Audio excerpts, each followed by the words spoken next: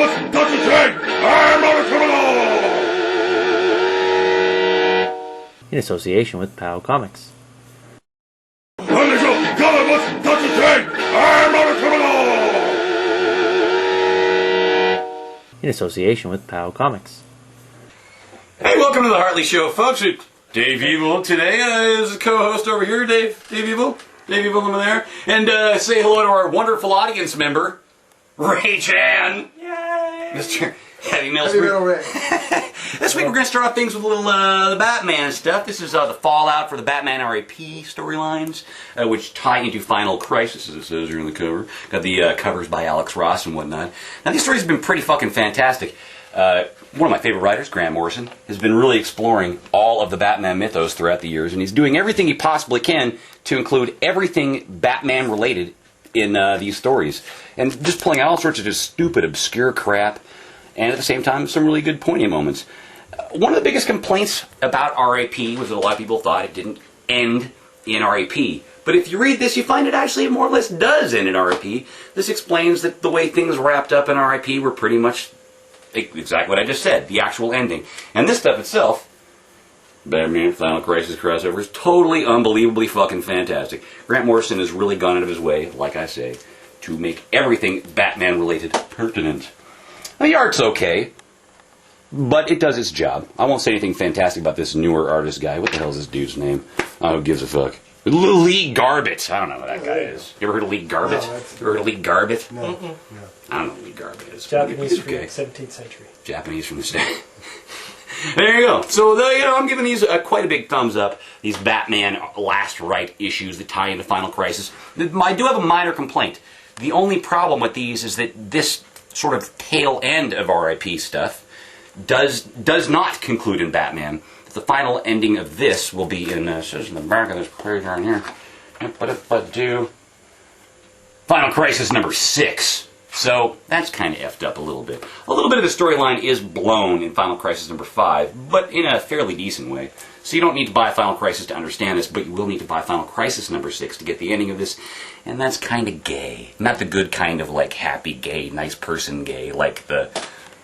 I probably shouldn't say anything more than that one, huh? Lean off that topic. Yeah. Like the bad with machine guns gay. Right. Huh? Everybody hates those machine gun and gay people, right? Yeah. The militants. The militant gays. You know those guys. Hey, next up we got Faces of Evil issue. Batman. What's so funny? What's Faces of Evil? You're already laughing? What the hell? I just like This issue features Hush and his fallout from the Detective Comics storyline where his face gets all changed into Bruce Wayne and what's going on with Hush. This was pretty fucking fantastic, I must say. I liked it a lot. Holy, I'm sweaty. I think it's because Ray Chan's looking at me like he wants me to sit in his lap. Ray likes me. He likes me. I've got hungry eyes. Hungry eyes. So in this particular issue, like I'm saying, it follows Hush after the detective storyline, the detective RIP storyline, and what happens with him after all. And basically this really shows you what a son of a bitch this prick is. He's got Bruce Wayne's face now, and what's he going to do with it? Pick this up and find out. A truly fantastic read, actually. I think that it takes the Detective Comics stuff and makes it really, really work. Still, I've got problems with Hush. You know, he's this guy who went out to become a neurosurgeon or some such, some super surgeon, but somehow he could take on Batman. They never explain that. They've never explained any fighting training whatsoever. I would like a little bit of that explanation. But regardless, suspension of disbelief, I can take that. I guess. Take that? I can take that? Was that another? What would you do with Bruce Wayne's face? Bruce Wayne's face? Yeah. Like, I assume he's going to have some nefarious plan. Well, I mean, all I can think is has banging nefarious models, right?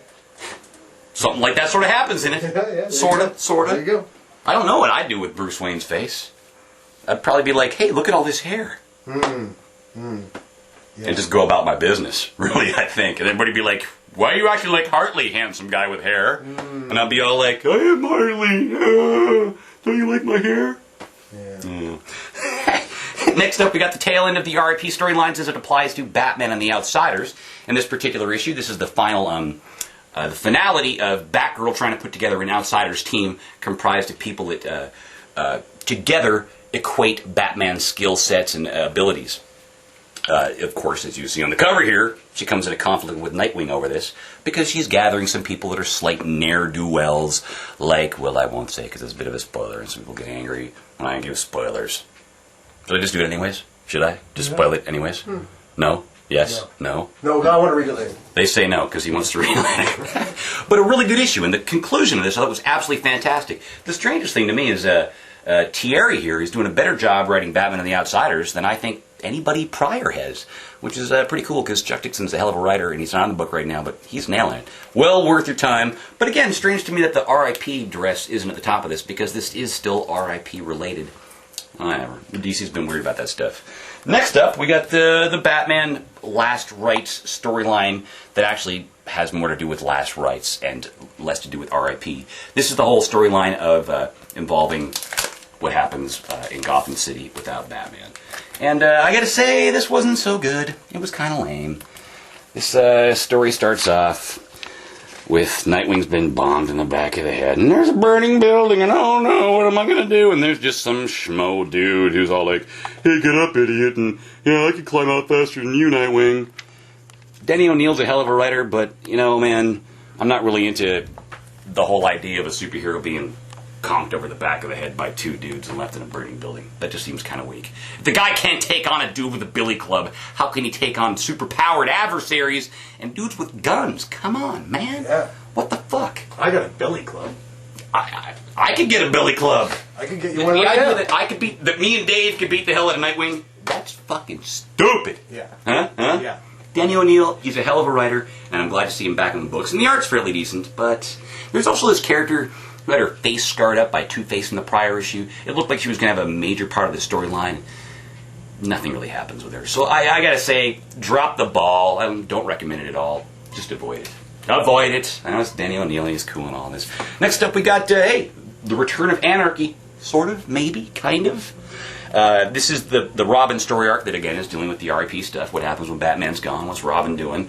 This stuff's been fantastic, and again, totally deserves this dress, this Last Rites or the RIP dress that all these other books have, because this is really dealing with it, and in a fantastic way. A hell of a last page in this. There's neat stuff going on with Robin. And, Anarchy? Great fucking character. Is this really Anarchy? I don't know. Buy it. Find out. But it's a hell of a read. I'm really enjoying this stuff.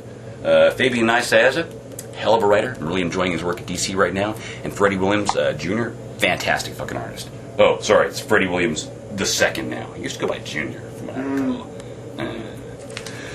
Next up, we got, hey, look at this. This Kevin Smith book, Batman Cacophony.